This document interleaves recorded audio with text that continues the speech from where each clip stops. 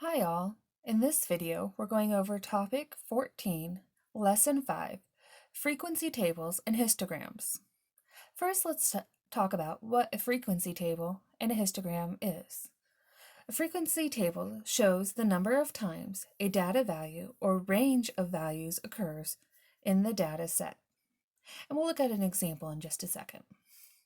A histogram is a graph that uses bars to show the frequency of equal ranges or groups of data. So again, with both of these, we're looking at frequency. One is done in a table, while the other is done as a graph. Let's look at an example with a set of data. Let's look at our example. In my example, I have the numbers 12, 8, 3, 5, 5, 10, 13, 11, 7, 6, 9, 6, 10, 12, 7, and 6. Well, first we need to do, in order to make a frequency table, is we need to figure out what is our range. And our range is our youngest, since this is age, or smallest value compared to the oldest, or greatest value. The smallest number, or the least number, is 3. The greatest number is 13. If you remember from the last video, when we find range, we take the greatest value and we subtract the least value from it to give us 10. So my range is 10. Now, if I had to create a frequency table from just this information, I would take this information and I would take this 10 and I would divide it into equal parts, starting with 3, going up to 13. Sometimes you may need to add a number. However, for this example, I was given a table in the book to complete. So let's look at what that table looks like. A frequency table has a range of numbers. So for this example, this is age range. That's our first section. The next section would be tallies. And the last section is frequency.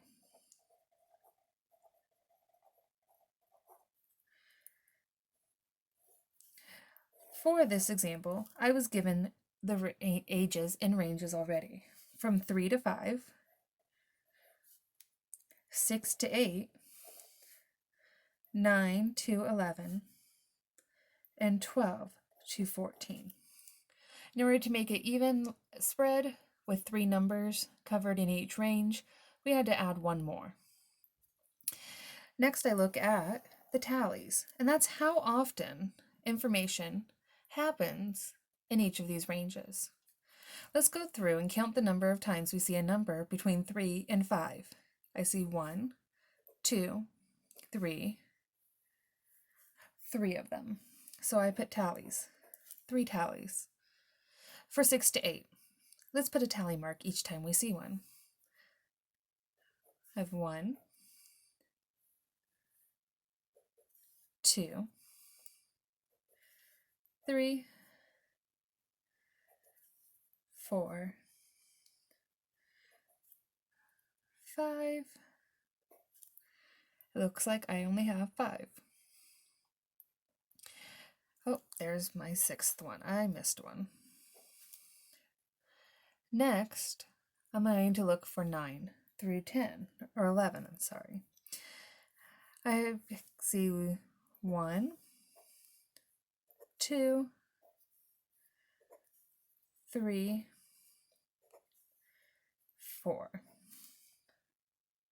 And finally, let's make tally marks for the remaining ones. I should have 1, 2, 3 tally marks. Now, in order to talk about frequency, we want to talk about the frequency, or the number of times a number falls in each range. We just count the tally marks.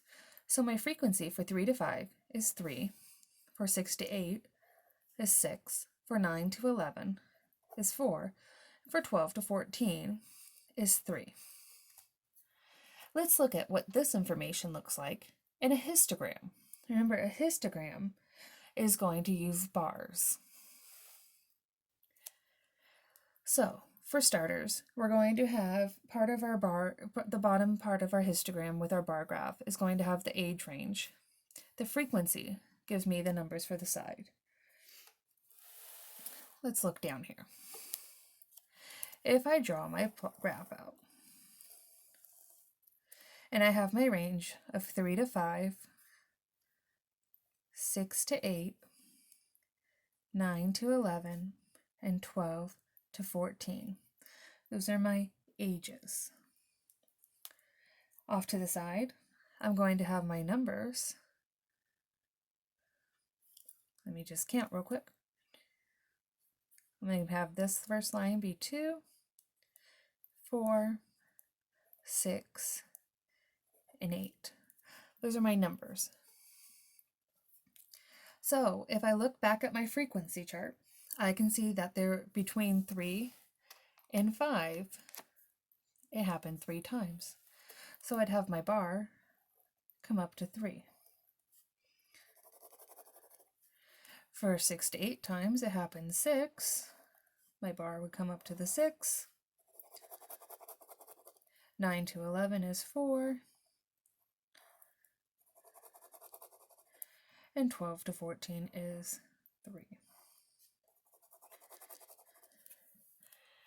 So the takeaway from this is that frequency tables and histograms are just another way that we can organize our data.